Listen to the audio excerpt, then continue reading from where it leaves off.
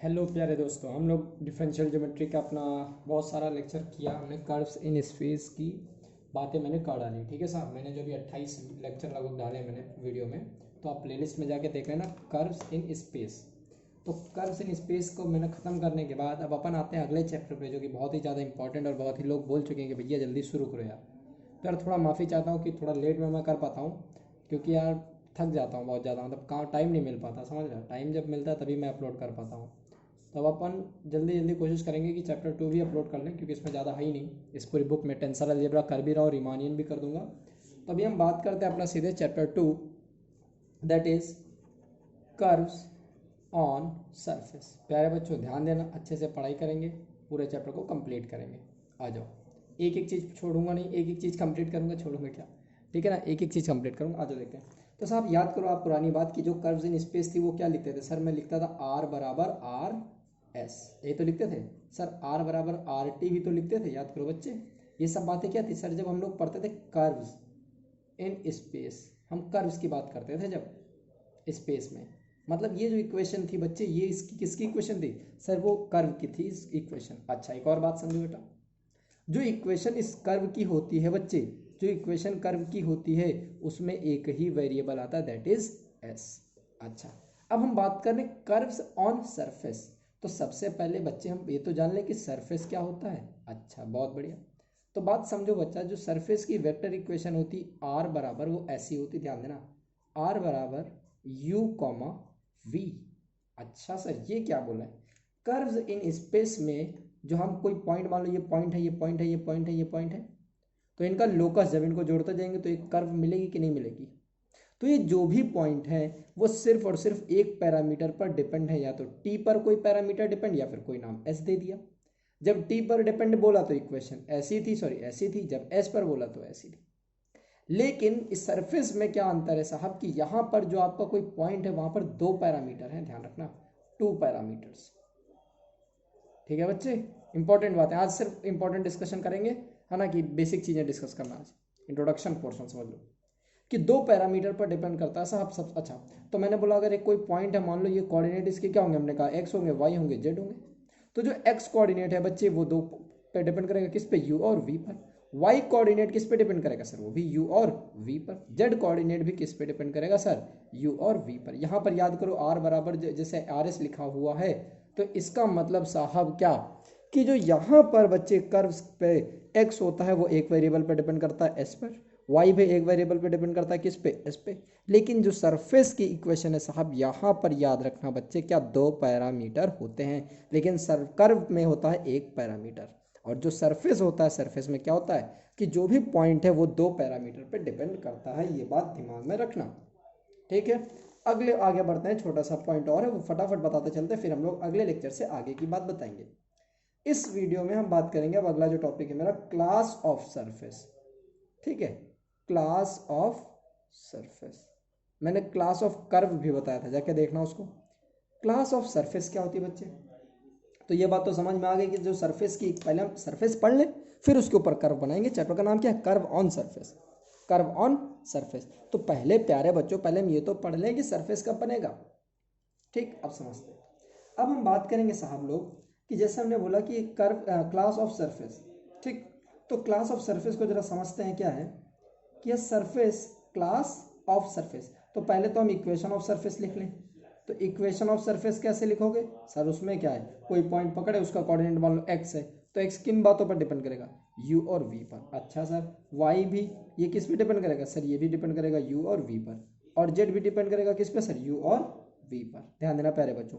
तो ये चीज जो मैंने लिखा है साहब, ये मैंने क्या लिखा है सर, ये आपने लिखा है इक्वेशन ऑफ सरफेस। ये बात तो समझ में आ गई, because there are two parameters. अच्छा सर, हम अब समझना में इंपॉर्टेंट बात है, हम इसको बोलेंगे it is said to be, it is said to be of class R, है ना, बात समझना।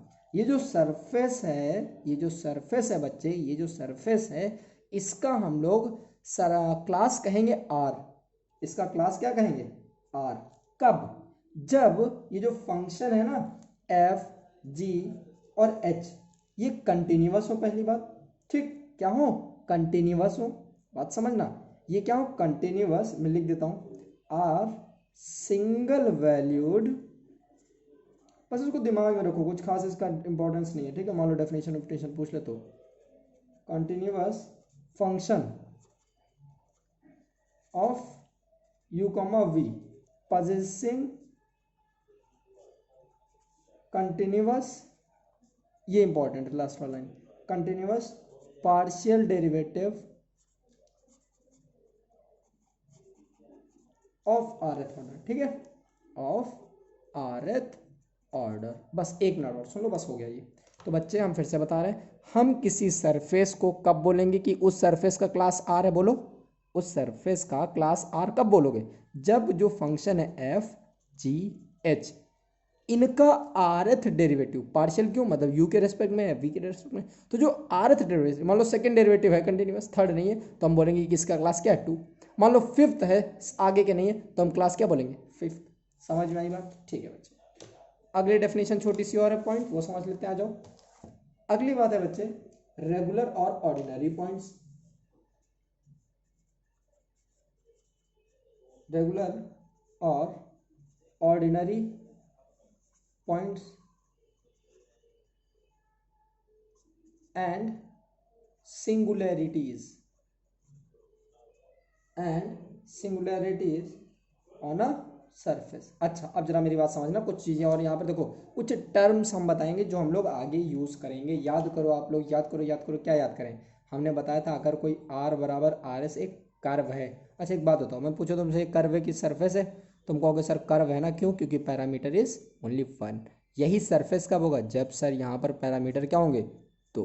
अच्छा, हमने बताया था अगर इसको डिफ्रेंशिएट करोगे एस के रेस्पेक्ट में तो हम डैश लगाते थे, टी के रेस्पेक्ट में डॉट लगाते थे, ये सब पुरानी बातें थी। वैसे ही कुछ और टर्म्स है, जरा वो सीख ले, फिर हम इसकी बात करेंगे। अभी हम इसकी बात नहीं कर रहे, अभी हम कुछ टर्म्स की बात कर रहे हैं। तो प्यारे बच्चे याद रखना, R1 का मतलब क्या होता है, किसका मैं बता रहा हूँ, R1 का मतलब होता है UV, कोई भी हो सकता है, UV अगर है कुछ भी हो सकता है, पैरामीटर ST हो सकता है, जो मर्जी है मान, तो UV है मान लो।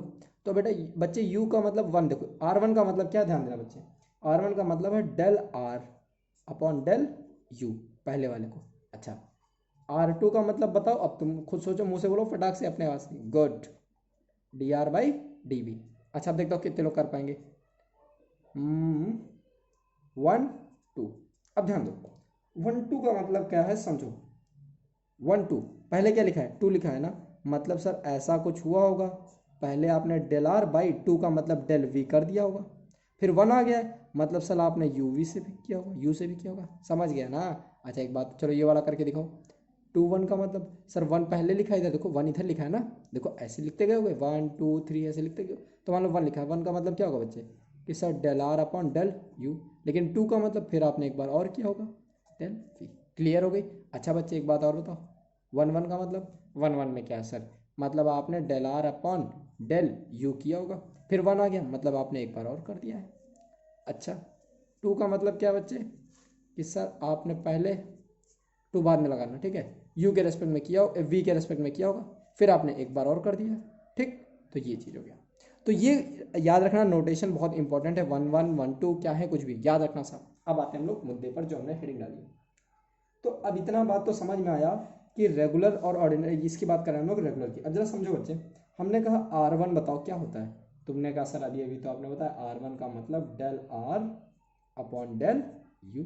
हमने कहा अच्छा बच्चे R2 का मतलब क्या है, बच्चे R आपकी कोई कर्व है ना, कोई सरफेस है, सॉरी, R बराबर ये सरफेस हो गया U कॉमा वी। हमने कहा R2 बताओ, तुमने कहा सर R2 का मतलब del R upon del V. तो याद रखना मैं कुछ बोलने जा रहा हूँ, हम रेगुलर, क्या बोल रहा हूँ सुनना, हम रेगुलर, स्पेलिंग गलत है सही कर लेना, रेगुलर और ऑर्डिनरी पॉइंट, और ऑर्डिनरी पॉइंट कब बोलेंगे, जब R1 क्रॉस R2 क्या होगा बच्चे, नॉट इक्वल्स टू 0। तब हम इसको क्या बोलेंगे कि साहब ये जो सरफेस है ये क्या है साहब आपका, बोलो, ये मतलब जो पॉइंट है, जो भी जिस पॉइंट पर हम बात करेंगे तो वो पॉइंट क्या बोलेंगे कि वो ऑर्डिनरी पॉइंट है या रेगुलर पॉइंट है। हम उसको सिंगुलर पॉइंट कब कहेंगे, सिंगुलर पॉइंट कब कहेंगे, जब R1 क्रॉस R2 की वैल्यू क्या हो जाए, 0, ठीक। तो इस वीडियो में हमने कुछ बेसिक बातें किया फटाफट, है ना। अब अपन लोग अगले वीडियो में बात करेंगे पैरामेट्रिक ट्रांसफॉर्मेशन की। तो अब ये वीडियो स्टार्ट हो गए फटाफट कर्व्स ऑन सरफेस के भी, तो अब सारी चीज़ें चालू करेंगे। तो अगर अच्छा लगा तो please like share and subscribe. Thank you class.